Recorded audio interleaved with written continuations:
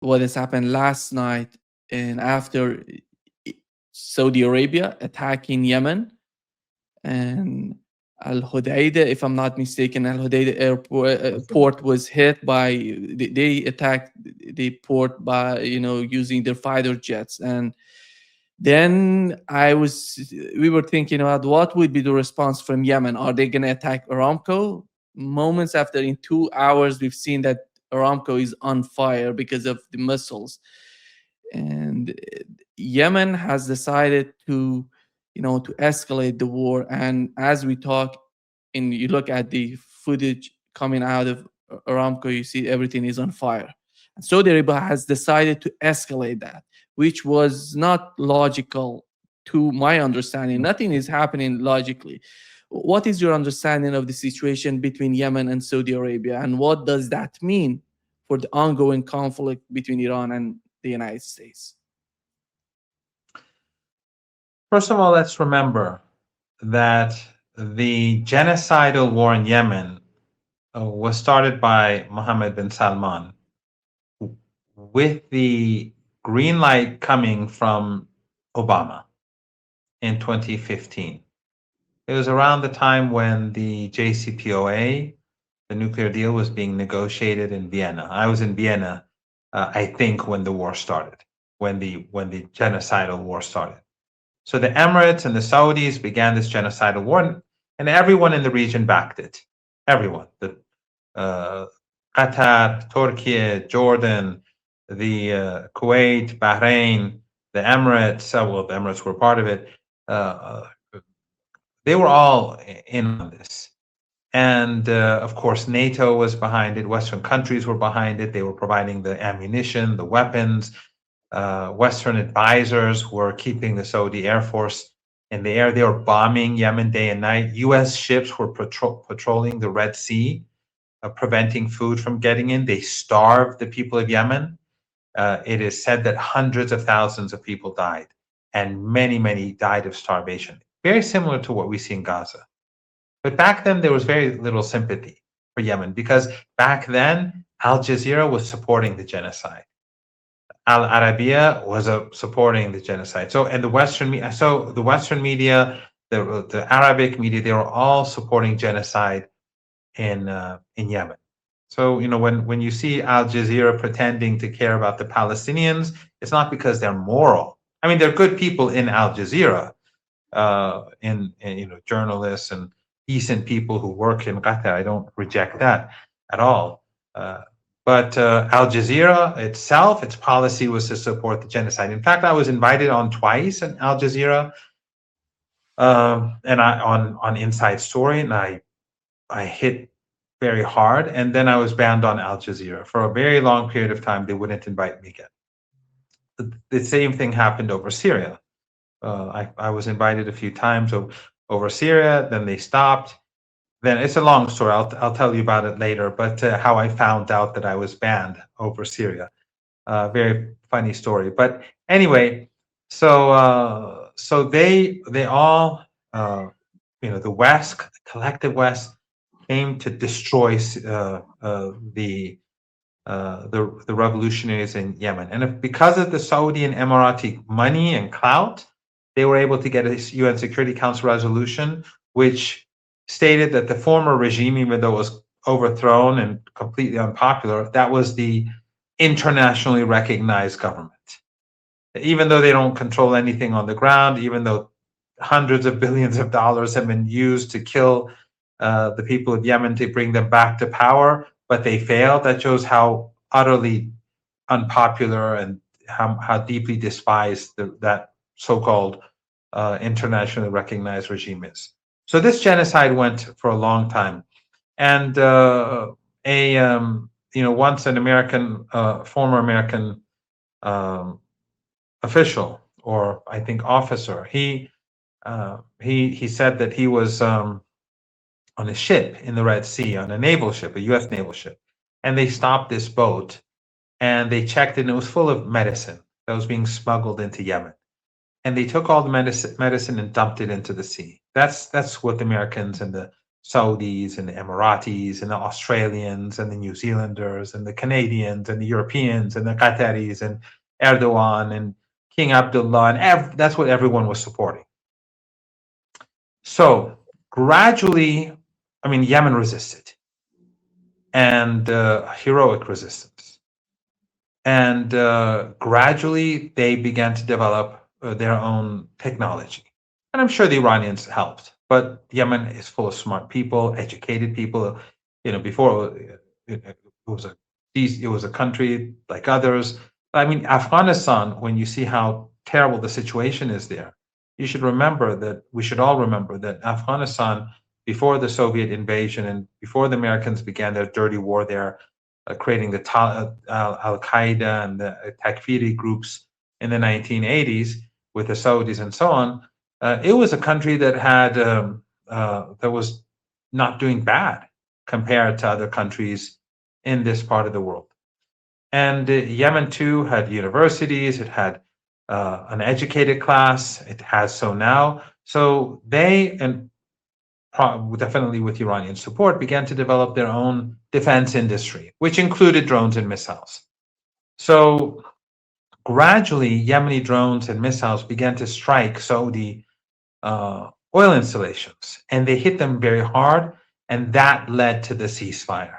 That led to the end of the fighting between Yemen and Saudi Arabia. So the Saudis were forced to submit after years of genocidal war that the West supported. So this is not their first genocide the West has carried out in our part of the world, and that was Obama's genocide. And of course, Trump continued the genocide, but it was started by Obama. So, having said that, after the ceasefire, they kept the siege on Yemen, and in recent years they made it worse.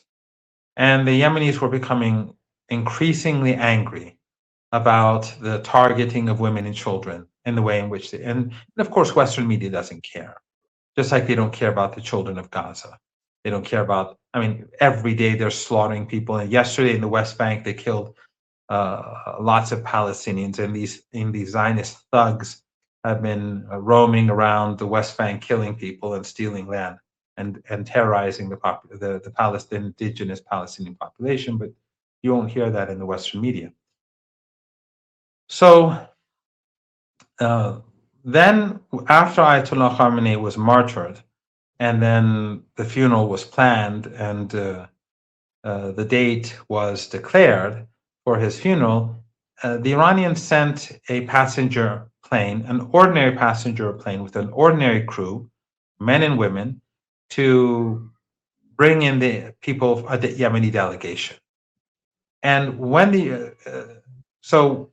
apparently the Saudi Air Force harassed or tried to approach the Yemeni airport. Anti-aircraft systems forced them away. The Iranian plane landed. They brought in the delegation, plus some ill Yemeni people who couldn't be treated in Yemeni hospitals. They were brought to Iran. And then after the funeral, the delegation went back to Yemen on another commercial flight, a civilian aircraft. It was approaching Yemeni airport, and then the Saudis bombed the airport, putting the Iranian plane and crew and the passengers at risk. The Iranians were outraged, but this was an act of war against Yemen. And then, of course, the Yemeni armed forces responded. Ansarullah responded, and then we saw last night again the Saudis bomb Al-Hudaydah, and Yemen ultimately carried out a major strike last night with many missiles and drones on key U.S. too, but key Saudi assets in oil assets and oil installations.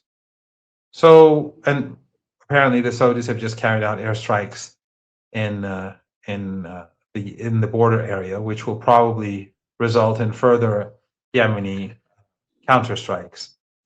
So this is a huge escalation. I personally think that the Saudis were utterly foolish to bring about this situation. I mean, striking the airport at this time when the Strait of Hormuz is closed, and carrying out an active war against the people of Yemen when the Yemeni people are sick and tired of the siege.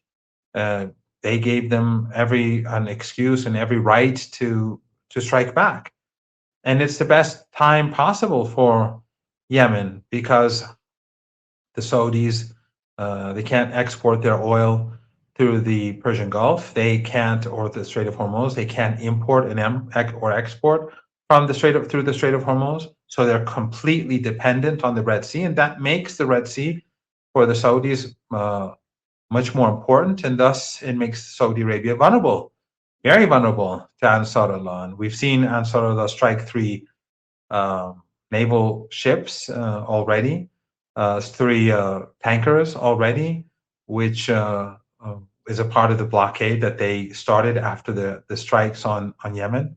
So I don't know why Saudi Arabia is doing this. They have much more to lose than Yemen, because if Yemen continues to strike Saudi oil installations and refineries and petrochemical plants, Saudi Arabia will be forced to its knees. Yeah. Just a new photo came out about the hangar used by U.S. Special Forces at King Faisal Air Base in Jordan, which was, it seems that the Iranian missile has destroyed that. One of the main concerns right now on the part of the United States is the precision of these missiles, that they hit the targets in Jordan. They're saying that because of Russia, China are providing intelligence to Iranians. And what do we know about the new missiles that Iran is using? Maybe new missiles, or what is that with this sort of precision they have that they're demonstrating?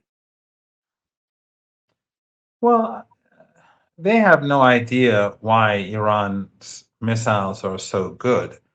This is, of course, Iranian indigenous technology. And the Yemeni missiles have been very effective too. Are they also using Russian and Chinese satellites? I don't think they really know. I don't think the Americans know what's going on. Trump himself claims that the Russians and the Chinese have nothing to do with it. I have no idea. I don't know these things, but I do know that the Yemeni missiles and their drones have been very effective, and Iranian missiles and drones have been very effective. A lot of these bases are very well known to the Iranians, and the Iranians have many people in the region who are providing them with information. There are many people who are cooperating with Iran across the Persian Gulf region, in Jordan, and elsewhere. When Americans are despised almost universally by the people, you're going to have lots of people who are going to be helping the Iranians. Have no doubt about that, and Yemen for that matter. But I don't know. I mean, I can't say that for sure how the Iranians are doing this, but ultimately it is Iranian missile technology that comes first and foremost. And the Americans are very sloppy, obviously. They've done a horrible job. They've been on their bases are designed in a way which makes it very easy for the Iranians to destroy their key assets. And then when they retreated to Jordan, they were exposed. And these are not hidden installations. They're not like Iranian bases, which are underground and inaccessible. These are out in the open. Someone from Jordan has to just send information to the Iranians that out over there, there are these new buildings that the Americans are using, and then the Iranians will target them. I don't think the Americans quite understand the degree to which they are despised. And people across the region are seeing through the propaganda, the sectarian propaganda that the Qatari and the Saudi and the Emirati media empires have been promoting, the racist, because they have a huge media apparatus. It's not just Al Arabiya or Al Jazeera. They fund many so-called private-owned channels. Many of them are based in the West, and I think people know. I mean, they have so-called religious channels that are Wahhabi or Salafi and Takfiri. They have all sorts of media outlets, online Telegram channels, and of course they have uh, many troll farms uh, that are used but people are seeing through all this now. It doesn't work anymore. We've seen a lot of footage of people cheering on when the missiles were striking U.S. bases in Jordan. These are Jordanians. We see that across the region and across the world. So I don't think it's all that difficult for the Iranians to get the sort of information that they need, and they've been preparing themselves. When they've been preparing themselves for decades and building these underground bases and building these missiles and drones, I think they were probably also building up their networks for intelligence gathering as well. So I don't believe that it's just one source or two sources, or the Russians or the Chinese that have been key. I think the Iranians have many means of gathering intelligence. Here is the news came out that it seems that the United States has requested a temporary ceasefire with Iran, and it says the United States wants to return to the memorandum of understanding and wants to make Yemen part of it. Uh, I don't know if we cannot confirm the source, but it seems that what is happening is that last night we haven't seen any American attack on Iranian soil. That the other point was the Iranian fighter jets were patrolling the border between Iran and Iraq. This was what it was happening last night. And then this news came out. What are we what is the situation between Iran and the United States as we talk? Well, there's talk that the United States is going to carry out a major assault on Iran. And while I personally didn't think it was going to happen last night, but for a number of reasons, but some friends, some credible friends, thought that would happen. Um, uh, the Americans, I think, know that Iran is not going to back down. I think they comprehend this. They're not very smart. Those who are in power, not ordinary Americans. Ordinary Americans, like everyone else, are they're awake and they know what's going on. But these people are not very smart. They're not very intelligent. I mean, Hegseth. I mean, all you have to do is just, or the Secretary of State, or Kushner. And these are not people who seem very intelligent, nor there are other people around them, I'm sure. But I think they do, though, comprehend that the Iranians are not afraid and intimidated. So if the Americans carry out a heavy strike using everything they have, the Iranians will counterstrike using everything they have. And they'll destroy all the infrastructure in the Persian Gulf region. And that will be the end of the global economy. And that will bring about a collapse in the stock market in the United States, the bond market, everything will, there will be panic. Because no one will be able to, Trump or no one else will be able to calm the markets through their, market manipulation anymore, because people will know that the global economy has just suddenly hit a brick wall, and through the panic, the markets will collapse and we'll enter a global depression very rapidly. So, and they should have known this, because during the 40-day war, when Trump kept saying, I'm going to obliterate Iran, I'm going to wipe it off the map, I'm going to send them back to the Stone Age, Iran did not budge. So why would he think that Iran is going to budge now? Doesn't make any sense, especially since the Iranians are hitting much harder now than before. But while I'm not saying that it's not going to happen, because the Americans may attack tonight, they may carry out that overwhelming attack. They can't overwhelm Iran, but a massive attack against Iran tonight. But if they were smart, they would take a look and see what Ansarullah did, what Yemen did. What Yemen did last night or early this morning was devastating. They hit the Saudis very hard. And obviously their missiles and drones, and apparently cruise missiles too, are all far more advanced than what they were before. And we have to take this into consideration. I'm saying this without any knowledge of course. But I'm assuming that the experiences that the Iranians gained through the 12-day war and the 40-day Ramadan war, those experiences are being used in Yemen too.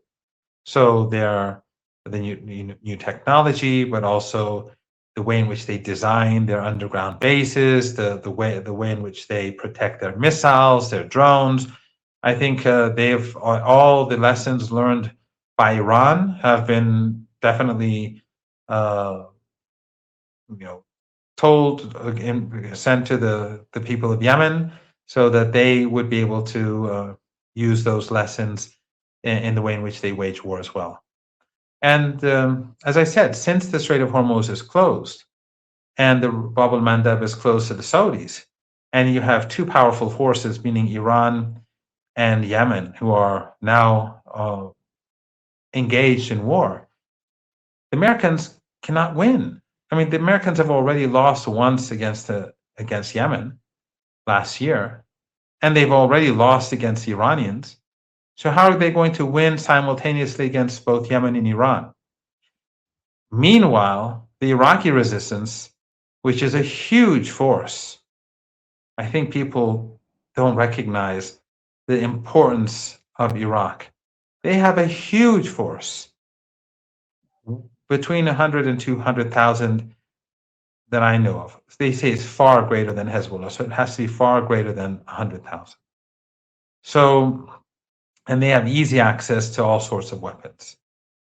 And we saw the funeral of the martyr Ayatollah Khomeini in Najaf and Karbala. We see that they have popular support, how the Islamic Revolution, the Islamic Republic, and the resistance has popular support. So if Yemen is engaged and Iran is engaged and then Iraq gets engaged, what can the Americans do? What can Kuwait do? What can Qatar do? What can the Emirates do? None of them can do anything. So the smart thing would be for the Americans to back down and just to bring an end to this. But is the regime in Washington smart? Of course not. And will the Zionists support this? Of course not.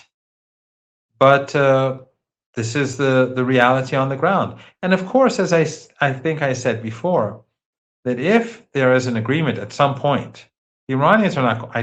I don't see the Iranians going back to the MOU. They will demand things up front, and they will include Yemen. And they would probably make new demands with regards to Gaza.